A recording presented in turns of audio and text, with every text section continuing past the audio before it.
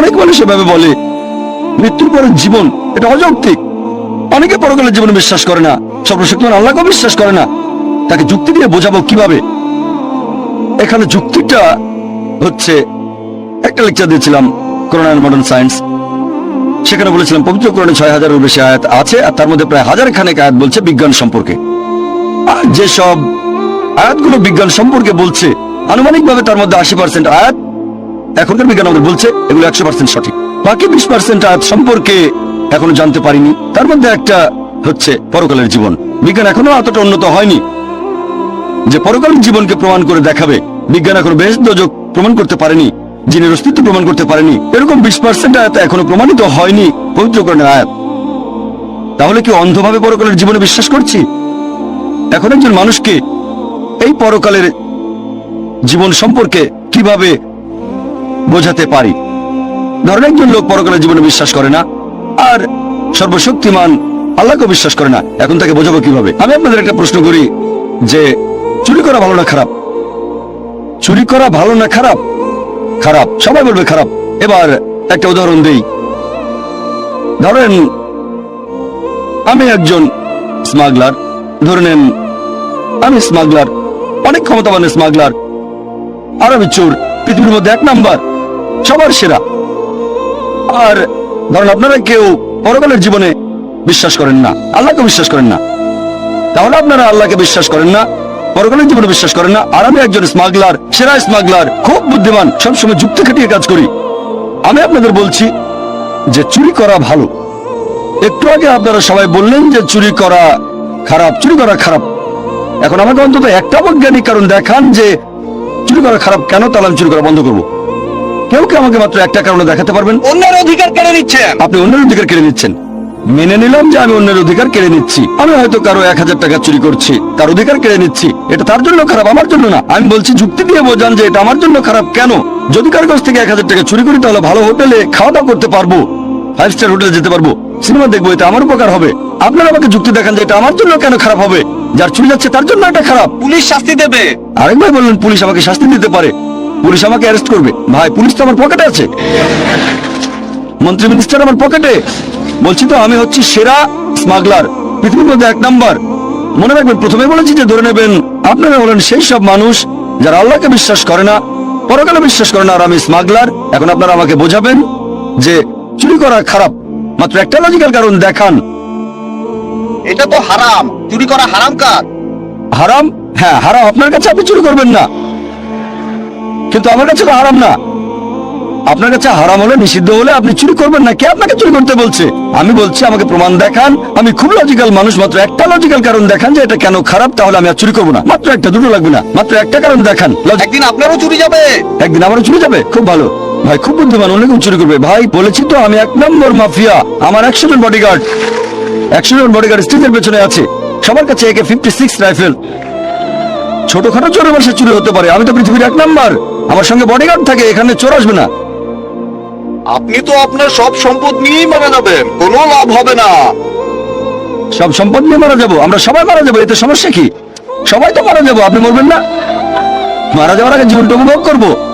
আপনার বিবেক বাধা দেবে। আমার বিবেক এখানে বাধা দেবে? ভাই বিবেক এখানে কোনো ঝামেলা করবে না। আমি খুব লজিক্যাল মানুষ, আপনার বিবেক বলছে তাই আপনি চুরি করবেন না। আমি খুব লজিক্যাল মানুষ, আমার বিবেক কখনো বাধা দেয় না। আমি আপনাদের বলছি আমাকে একটা লজিক্যাল কারণ দেখান। আপনার বিবেক যদি বলে খারাপ কাজ, আপনি চুরি করবেন না। আমি তো বলছি এটা ভালো, চুরি করলে আমার উপকার হবে, জীবন উপভোগ করতে পারবো, তাহলে কেন খারাপ? এটা তো ভালো। আপনাদের উত্তর দেওয়ার সময় শেষ, এবার টেবিলটা উল্টে দিতে হবে। আপনার কাজটা ঠিক না, কারণ আপনি চুরি করছেন, স্মাগলিং। এতে করে সমাজে আচ্ছা ঠিক আছে, আপনাদের উত্তর দেওয়ার সময় শেষ। অনেক শত্রু তৈরি হবে। আমার শত্রু থাকলে সমস্যা নেই, আমার কেউ ক্ষতি করবে না, আমার আছে বডিগার্ড। আপনাদের উত্তর দেওয়ার সময় শেষ, এবার আমি উত্তরটা বলছি, আপনাদের উত্তরটা বলছি। আমি আগে বলেছিলাম এটা একটা উদাহরণ। ধরেন একজন লোক আপনার কাছে এসে জিজ্ঞেস করলো যে কিভাবে প্রমাণ করবেন ইসলামিক শরিয়া নিখুঁত।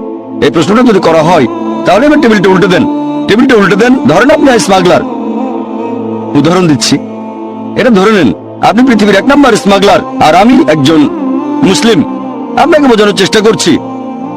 আপনি স্মাগলার, আমাকে বললেন প্রমাণ করে দেখান যে চুরি করা খারাপ। বললাম পুলিশ অ্যারেস্ট করবে, আপনি বললেন পুলিশ আমার পকেটে। তারপর বললাম এতে অন্যের ক্ষতি হচ্ছে, আপনি বললেন তাতে আমার কিছু যায় আসে না। বললাম বিবেক দংশন করবে, বললেন আমার বিবেকই নেই, দংশন করবে কে আমাকে? মুসলিম হিসেবে আমি যেটা করব, প্রথমে আমি তার সামনে আল্লাহ তাআলার অস্তিত্ব প্রমাণ করে দেখাবো। এটা করেছি একটা লেকচারে, is the Quran God's word. এখন যদি কেউ এই লেকচারটা is the Quran God's word খোলা মন নিয়ে দেখেন, তাহলে আপনিও মানবেন যে সবচেয়ে ক্ষমতাবান আল্লাহ সুবহানাহু ওয়া তাআলা, সর্বশক্তিমান ঈশ্বর। প্রমাণ করবো পবিত্র কোরআন আর বিজ্ঞান দিয়ে। 1 নম্বর পয়েন্ট। 2 নম্বর পয়েন্ট, সে তখন বলবে আচ্ছা আমি মেনে নিলাম যে ঈশ্বর সর্বশক্তিমান। এখন সে প্রশ্ন করবে, ঈশ্বর যদি এমন মহান হন তাহলে শাস্তি দিচ্ছেন না কেন? এটা আবার কোন ধরনের সুবিচার? আল্লাহ পবিত্র কোরআনে বলেছেন সূরা নিসা অধ্যায় নম্বর 4 আয়াত নম্বর 40, আল্লাহ সুবহানাহু ওয়া তাআলা কারো প্রতি অনুপরিমাণও জুলুম করেন না, তবে কেউ চায় না নিজের প্রতি অবিচার হোক। একজন লোক অন্য কারো মা বা স্ত্রীকে ধর্ষণ করলো, তাকে মৃত্যুদণ্ড দিলে আপনারা বলবেন বর্বর আইন। অবিচার যদি হয় আপনার সাথে, তখন বুঝতে পারবেন যে সুবিচার করতে হবে। সবাই এখানে একমত হবেন যে অবশ্যই সুবিচার করতে হবে। এখন প্রশ্ন হচ্ছে এই পৃথিবীতে আমরা সুবিচার করবো কিভাবে? সবাই তো সুবিচার পাবে না। যেমন ধরেন, আপনি এটা জানেন যে হিটলার 60 লক্ষ ইহুদিকে হত্যা করেছিল। কতজন? 60 লক্ষ ইহুদি। ধরেন আপনি আজকে হিটলারকে ধরলেন, তাকে এখন কি শাস্তি দেবেন? কি শাস্তি দেবেন? ম্যাক্সিমাম তাকেও গ্যাস চেম্বারে পাঠিয়ে দেবেন। তাতে মাত্র একটা জীবন ক্ষতিপূরণ হবে, বাকি 59,99,999 জন ইহুদি ছিল, তাদের ব্যাপারে কি হবে? তারা সুবিচার পাবে না? এটা আবার কোন ধরনের আইন? একে সুবিচার বলবেন? আল্লাহ পবিত্র কোরআনে বলেছেন সূরা আলে ইমরান অধ্যায় নম্বর 3 আয়াত নম্বর 185 যে কুল্লু নাফসিন যায়কাতুল মউত, জীব মাত্রই মৃত্যু স্বাদ গ্রহণ করবে, আর চূড়ান্ত বিচার হবে রোজ কিয়ামতের দিনে। আর যাকে দোজখের আগুন থেকে দূরে রাখা হবে, বেহেশতে নেওয়া হবে, সে পৃথিবীর উদ্দেশ্য অর্জনে সফল কাম। কারণ এই পার্থিব জীবন এটা ছলনাময় ভোগ বিলাসিতা ব্যতীত আর কিছুই নয়। তাহলে চূড়ান্ত হিসাব কিতাব, চূড়ান্ত বিচার সেটা হবে রোজ কিয়ামতের দিনে। সেটাই হচ্ছে চূড়ান্ত হিসাব কিতাব। তাহলে যেভাবে একজন মাফিয়াকে বাধা দেবেন, সেটা হচ্ছে আখিরাতের জীবনের শাস্তি। এটা দিয়ে ইসলামিক শরিয়া সম্পূর্ণ হয়। আর আল্লাহ সুবহানাহু ওয়া তাআলা যদি আখিরাতে হিটলারকে শাস্তি দিতে চান, আল্লাহ পবিত্র কোরআনে বলেছেন সূরা নিসা অধ্যায় নম্বর 4 আয়াত নম্বর 56, যারা আমার আয়াত প্রত্যাখ্যান করে তাদের দোজখের আগুনে দগ্ধ করব, আর তাদের চামড়া যখন পুরোপুরি দগ্ধ হয়ে যাবে, সেখানে নতুন চামড়া দেওয়া হবে যাতে তারা ব্যথা অনুভব করতে পারে। এখনকার বিজ্ঞান জানতে পেরেছে আমাদের চামড়ার নিচে পেইন রিসেপ্টর থাকে। তাহলে আল্লাহ সুবহানাহু ওয়া তাআলা যদি হিটলারকে পোড়াতে চান 60 লক্ষ বার, তিনি তা পারেন।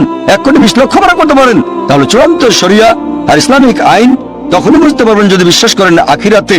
যদি আখিরাতে বিশ্বাস না করেন, তাহলে চুরি করাকে খারাপ বলবেন না, ধর্ষণকে খারাপ বলবেন না, এই সব কিছুকে তখনই খারাপ বলতে পারবেন যদি পরকালের জীবন থাকে। তাহলে এই হলো পরিপূর্ণ শরিয়া। আমি একটা উদাহরণের কথা বলে আমার লেকচার শেষ করব। যখনই আপনি শরিয়াকে বিচার করতে যাবেন, বিশুদ্ধ উৎসকে বিচার করবেন, মানে পবিত্র কোরআন আর আমাদের নবীর সুন্নত অর্থাৎ সহিহ হাদিস। এখানে একজন মুসলিমের কাজ বা মুসলিম সমাজের কাজ দেখব না। আমি জানি প্রত্যেক সম্প্রদায়ের ভেতরেই কিছু কোরআনদার থাকে, কিছু লোক নিজেদের মুসলিম বলে কিন্তু শরিয়া মেনে চলে না। ইসলাম বলছে মদ পান করো না, মাদকদ্রব্য নিও না, এরকম অনেক মুসলিম আছে যারা এসব কাজে অমুসলিমদের চেয়েও পাকা। আমি এটা জানি। এরা হচ্ছে কুলাঙ্গার। প্রত্যেক সম্প্রদায়ে কিছু কুলাঙ্গার থাকে। মিডিয়াদেরকে এমন ভাবে তুলে ধরো যেন এরাই আদর্শ মুসলিম। গতকাল একটা উদাহরণ দিয়েছিলাম, যদি একটা গাড়িকে যাচাই করতে চান আর ড্রাইভার যদি ভালো চালাতে না জানে, হুইলের পেছনে কাপাকাপি করতে করতে অ্যাক্সিডেন্ট করে বসলো, কাকে দোষ দেবেন? ড্রাইভারকে না গাড়িকে? ড্রাইভারকে।